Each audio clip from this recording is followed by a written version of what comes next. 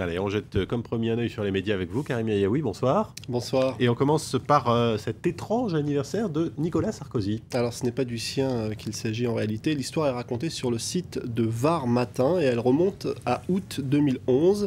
C'est l'histoire de Cécilia Rostouché, une petite Mosellane qui était en vacances dans le Lavandou, donc dans le Var, où elle a eu une surprise plutôt incroyable de recevoir la visite improbable à son 10e anniversaire de Nicolas Sarkozy, président de la République en exercice à l'époque. Sa mère avait tout simplement glissé un petit carton à Nicolas Sarkozy lors d'un de ses déplacements, peut-être une balade en vélo dont on sait qu'il en a fait quelques-unes dans la région. Et le soir, inimaginable se produit, une grosse berline s'arrête devant le restaurant où se déroule la fête, un garde du corps ouvre la porte et qui surgit? Nicolas Sarkozy. C'était impressionnant, raconte la famille qui est restée bouche bée. Alors le papa ne cache pas ses idées politiques, il est plutôt de droite et donc il était particulièrement heureux, mais pour la maman, elle a voulu casser un petit peu l'image bling-bling de Nicolas Sarkozy. Elle raconte: on a vu que l'être humain, sans le brushing de la télé, mal rasé et le teint mat, détendu et attentionné, on buvait ses paroles. Alors à la rentrée, la petite Cécilia, en plus elle s'appelle Cécilia, a bien eu du mal à faire accepter à ses amis qu'elle avait eu Nicolas Sarkozy comme président de la République, mais heureusement il y a des photos pour le prouver, en tout cas une photo, parce que c'est difficile de retrouver traces de ces photos sur internet. Une nouvelle version de Devine qui vient dîner ce soir. Ce dimanche, en revanche, c'était bel et bien l'anniversaire de François Hollande. Alors c'était bien l'anniversaire de François Hollande, Nicolas Sarkozy n'était pas invité, vous en doutez, mais en tout cas c'était aussi la fête de François Hollande sur Twitter, parce qu'on s'est pas mal moqué de lui. On a même créé un hashtag pour l'occasion qui s'appelle Happy Birthday to Mou. C'est pas très gentil, mais c'est plutôt drôle. François Hollande a peut-être reçu parmi les cadeaux une cravate et un tweeto plutôt sympa. A dit: moi j'ai fait un cadeau pour Culbuto, un site recensant toutes les cravates de travers de François Hollande. Et ce n'est pas une blague, il y a vraiment un site qui s'appelle François Hollande tacravate.fr, je crois, où on retrouve toutes les apparitions de François Hollande, 76 cravates de travers sur 130.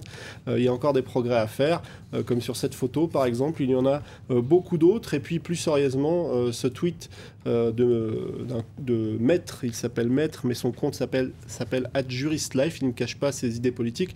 Il se présente comme un golfeur de droite. Il écrit: désolé monsieur Hollande, mais votre période des 700 jours n'a pas été concluante, nous ne donnons pas suite, au revoir. Évidemment, ça a lancé un débat sur Twitter, puisque les partisans de François Hollande, ou en tout cas des gens qui sont plus à gauche, ont riposté, comme Nico qui écrit: sérieusement, vous voulez qu'on reparle du début de Sarkozy avec l'augmentation de son salaire et le bouclier fiscal? Bon, je rectifie ma cravate, tout va bien, elle est droite. Moi, j'ai juste vous avez bien abandonné fait, la cravate. C'est moins risqué. Ce mardi, en tout cas, autre forme d'anniversaire, François Hollande fêtera ses 100 jours au pouvoir. Et évidemment, beaucoup comparent les 100 premiers jours de Nicolas Sarkozy, comme on vient de le faire, à ceux de François Hollande. Exactement, et la cote de popularité des deux hommes est comparée à la loupe, notamment du côté du Figaro ou du Huffington Post. Je vais vous montrer, on découvre le Huffington Post.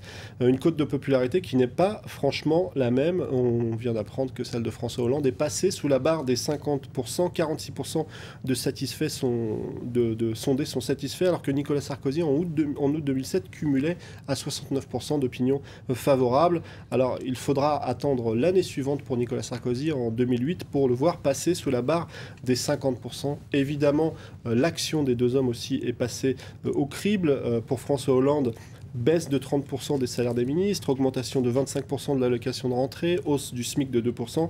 Pour Nicolas Sarkozy, dans les semaines qui ont suivi son arrivée au pouvoir, on se souvient du paquet fiscal avec exonération des heures supplémentaires, loi sur la récidive et les peines planchées, loi sur le service minimum. Mais tout de même, il faut rappeler que les contextes sont très différents. Pour Nicolas Sarkozy, en 2007, la situation économique est plutôt bonne. On ne connaît pas encore la fameuse crise des subprimes qui va tout bouleverser l'année suivante. Le chômage est plutôt bas, à son plus bas niveau depuis 1995. On ne parle pas encore de la Syrie. Alors ces chiffres, il faut aussi les remettre dans le contexte. Alors, toute autre chose à présent, Karim, les hôpitaux publics français veulent attirer les malades, mais pas n'importe lequel, les malades riches. Alors, cette photo le montre avec beaucoup d'humour, une photo qu'on découvre sur le site de Slate.fr. En effet, un accord a été signé entre l'assistance publique des hôpitaux de Paris et une société au Moyen-Orient pour développer ce qu'on appelle les voyages pour traitement. L'objectif, c'est de combler le déficit en appliquant des tarifs supérieurs à ceux présentés aux patients français. Alors, les hôpitaux publics français ont essuyé une perte de 83 millions d'euros en 2011 pour un budget de 7 milliards et ils ne pourront pas indéfiniment vendre leur patrimoine en termes de bâtiments, puisqu'ils en ont déjà vendu beaucoup, mais que ça ne permet pas de réduire suffisamment le déficit.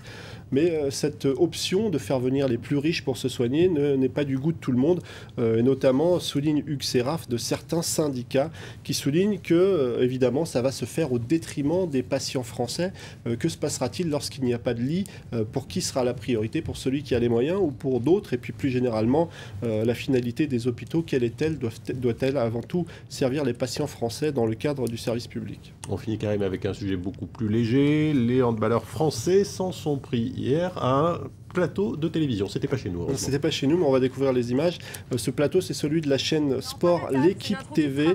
Les handballeurs un peu éméchés vont tout simplement détruire le plateau. Ils vont arracher en 5 secondes cette table qu'il faut à peu près une demi-heure pour monter.